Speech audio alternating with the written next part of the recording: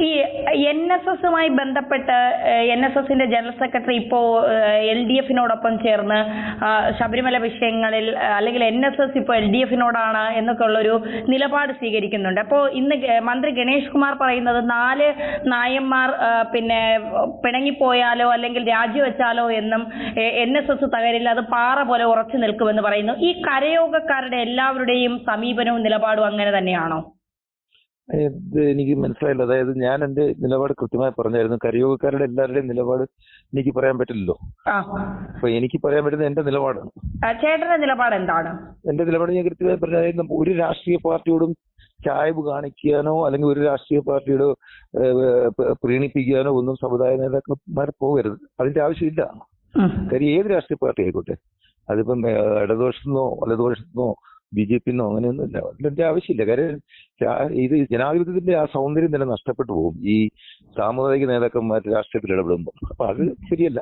അദ്ദേഹം അങ്ങനെ ചെയ്യുമെന്ന് എനിക്ക് തോന്നുന്നില്ല. അദ്ദേഹം എപ്പോഴും പറയുന്നത് ഞാൻ എന്ത് പറയുന്നത് സമുദ്രമാണ് എന്നൊക്കെ പറയുന്നു. പക്ഷെ സമുദ്രം ആണെങ്കിൽ തന്നെയും എന്റെ കാഴ്ചപ്പാടെന്ന് പറഞ്ഞാൽ നമ്മൾ നേരിട്ട പീഡനം, അതായത് അയ്യപ്പ ഭക്തന്മാർ നേരിട്ട പീഡനം, അത് ഇദ്ദേഹത്തിന്റെ ആഹ്വാനപ്രകാരമാണ് ഈ എല്ലാ കരയോഗങ്ങളും ഈ പറഞ്ഞ നാമജപ ഘോഷയാത്ര സംഘടിപ്പിക്കുകയും അതിൽ പങ്കെടുക്കുകയും ഒക്കെ ചെയ്തു.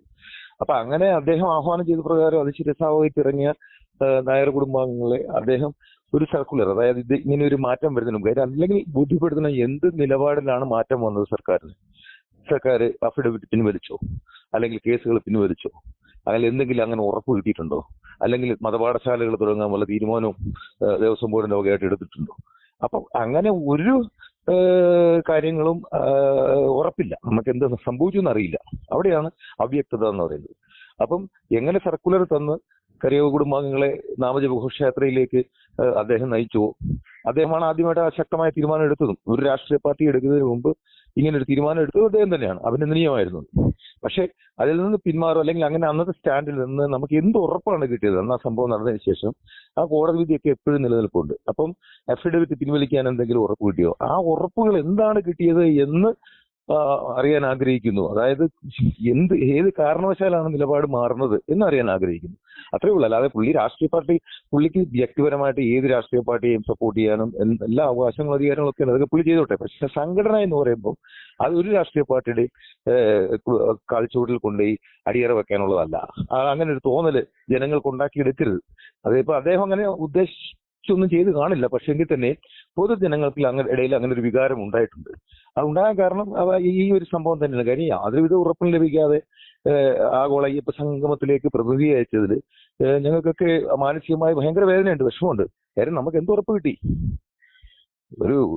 എന്തെങ്കിലും ഒരു പേപ്പർ നമുക്ക് കിട്ടിയിട്ടുണ്ടെങ്കിൽ നമുക്ക് മനസ്സിലാക്കാൻ പറ്റുമല്ലോ. അതേ ഉള്ളൂ. അല്ലാതെ ഇതിനകത്ത് രാഷ്ട്രീയമായി ഞാൻ ഇതിനെ കാണാൻ ആഗ്രഹിക്കുന്നില്ല. LDFിലോട്ട് പോയോ UDFിലോട്ട് പോയോ അങ്ങനെയൊന്നും ഈ സമുദായ നേതാക്കന്മാർ വിചാരിച്ച ഈ LDFിനോ UDFിനോ BJPക്കോ ഒന്നും പോയി വോട്ട് കുത്തുന്ന അത്ര വിവരദോഷികളല്ല ഈ സമുദായത്തിലുള്ളത്. അത് ആദ്യം മനസ്സിലാക്കണം. രാഷ്ട്രീയക്കാർ ആദ്യം മനസ്സിലാക്കണം. രാഷ്ട്രീയക്കാരാണ് കറക്റ്റ് നേതാക്കന്മാർ ശക്തമായ നിലപാടെടുക്കേണ്ടത്. അതായത് ഒരു സാമുദായിക നേതാവിന്റെ തിണ്ണ നിരങ്ങാൻ പോകാതെ അവരുടെ വ്യക്തമായ ജനാധിപത്യത്തിന്റെ സൗന്ദര്യം കാത്തു സൂക്ഷിക്കാൻ ഉത്തരവാദിത്തപ്പെട്ടവരാണ് രാഷ്ട്രീയ നേതാക്കന്മാർ. അവരാണ് ആക്ച്വലി ഇവർക്ക് വളം വെച്ചു കൊടുക്കുന്നത്, ഈ സാമുദായിക നേതാക്കന്മാർക്ക്.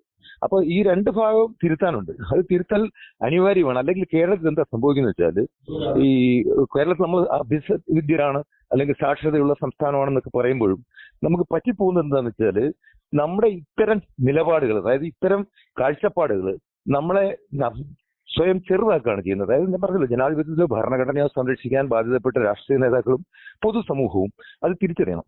അത് തിരിച്ചറിഞ്ഞിട്ട് രാഷ്ട്രീയ നേതാക്കന്മാരും തീരുമാനമെടുക്കണം. ഇവരുടെ ആരുടെയും തിണ്ണ നിരങ്ങാൻ പോവില്ല എന്ന്. അതുപോലെ തന്നെ അവരും തീരുമാനമെടുക്കണം. സമുദായത്തിന്റെ ഏത് സമുദായമാണോ ആ സമുദായത്തിന്റെ അന്തസ്സ് കാത്ത് സൂക്ഷിക്കാൻ വേണ്ടിയാണല്ലോ ഈ നേതാക്കന്മാരെ ഇരിക്കുന്നത്. അപ്പൊ അവരെന്തായാലും ഞങ്ങൾ ആരുടെയും കാല് പിടിക്കില്ല, അല്ല ആരുടെയും ഔദാര്യത്തിന് വേണ്ടിയിട്ട് കൈ നീട്ടില്ല എന്ന്, സ്വാർത്ഥ താല്പര്യങ്ങൾക്ക് വേണ്ടിയിട്ട് ഞങ്ങൾ ഇവർക്ക് അടിയറ വെക്കില്ല എന്ന് അവർ സ്വയം തീരുമാനിക്കണം. അതാണ് എന്റെ നിലപാട്. ഒരു കാര്യം കൂടെ ചോദിക്കട്ടെ, ഈ പൊതുവെ ഈ ജനറൽ സെക്രട്ടറി NSSന്റെ ജനറൽ സെക്രട്ടറിക്ക് സ്വന്തമായി ഒരു തീരുമാനം എടുക്കാൻ കഴിയില്ല. കരയോഗങ്ങളുടെ കൂടി അഭിപ്രായം ആരാഞ്ഞിട്ട് വേണം സ്വന്തമായി ഒരു തീരുമാനം എടുക്കേണ്ടത്. അങ്ങനെയാണ് ഞാൻ കേട്ടിട്ടുള്ളത്. അതിൽ ശരിയുണ്ടോ തെറ്റുണ്ടോ എന്ന് എനിക്കറിയില്ല. പക്ഷെ പൊതുവെ അങ്ങനെയാണ്. NSS ജനറൽ സെക്രട്ടറിക്ക് മാത്രം ഒരു സംഘടനയുടെ തലപ്പത്തിരിക്കുന്ന ഒരാൾ എന്നതിലുപരി അദ്ദേഹത്തിന് ഒരു തീരുമാനം, പൊതുവായ ഒരു തീരുമാനം എടുക്കണമെങ്കിൽ, സംഘടനയുമായി ബന്ധപ്പെട്ട ഒരു തീരുമാനം എടുക്കണമെങ്കിൽ അത് കരയോഗക്കാരുടെ കൂടി അഭിപ്രായം ആരാഞ്ഞിട്ട് വേണം അങ്ങനെ ഒരു തീരുമാനം എടുക്കണം എന്നുണ്ടെങ്കിൽ, ഇത്തരത്തിൽ കരയോഗക്കാരുടെയോ അല്ലെങ്കിൽ നിങ്ങളെപ്പോലെ കരയോഗത്തിന്റെ തലപ്പത്തിരിക്കുന്ന ആളുകളുടെയോ ഒക്കെ സമ്മതമോ അല്ലെങ്കിൽ നിങ്ങളോടൊക്കെ അഭിപ്രായങ്ങൾ ചോദിച്ചിട്ടാണോ അദ്ദേഹം ഇങ്ങനെ ഒരു അയ്യപ്പ സംഗമത്തിൽ പോയതും അദ്ദേഹത്തിന്റെ ഒരു നിലപാട് അദ്ദേഹം വ്യക്തമാക്കിയതും? അതുകൊണ്ടാണല്ലോ അങ്ങനെ ചോദിക്കാതെ എങ്ങനെ അദ്ദേഹത്തിന് ചെയ്യാമായിരുന്നു. അതായത് എങ്ങനെ ഒരു സർക്കുലർ തന്നിരുന്നോ നേരത്തെ ഈ നാമജപഘോഷയാത്രയ്ക്ക് വേണ്ടി കരയോഗങ്ങൾ പങ്കെടുക്കണമെന്നും അയ്യപ്പ ഭക്തർ ഒരുമിച്ച് നിൽക്കണമെന്നൊക്കെ പറയുന്ന നേരത്തെ സർക്കുലർ, അതും പ്രകാരമാണല്ലോ നമ്മളൊക്കെ ഈ നാമജപഘോഷയാത്രയ്ക്കൊക്കെ ഇറങ്ങിയത്, ഈ പ്രശ്നങ്ങളൊക്കെ നേരിട്ടതും അങ്ങനെയാണ്.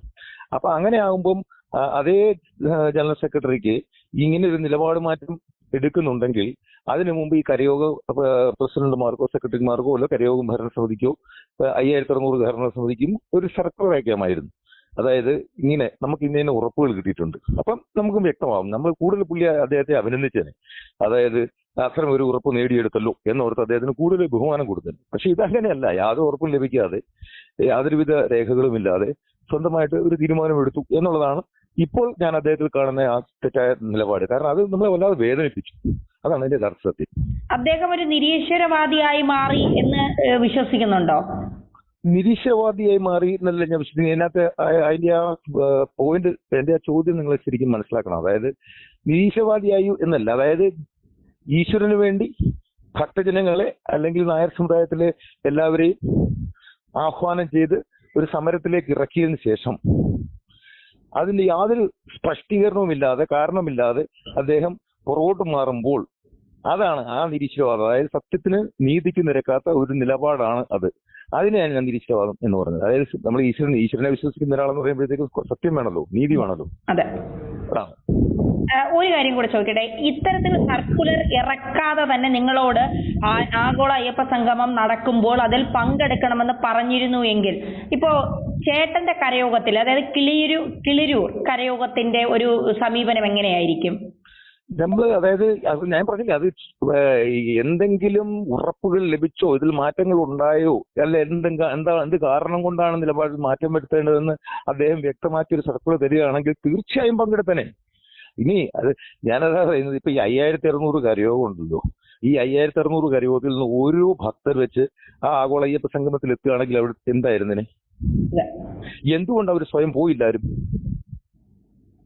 അതുകൂടെ നമ്മൾ ചിന്തിക്കണം. എന്തുകൊണ്ട് ആ വീഡിയോസും വിഷ്വൽസും ഒക്കെ എടുത്ത് നോക്കിയോ, കരയോഗത്തെ പ്രതികരിച്ചോ, കരയോഗത്തിൻ്റെതായിട്ടോ ആരെങ്കിലും ഒരാളെങ്കിലും അവിടെ എവിടെയെങ്കിലും ഇരിപ്പുണ്ടോ?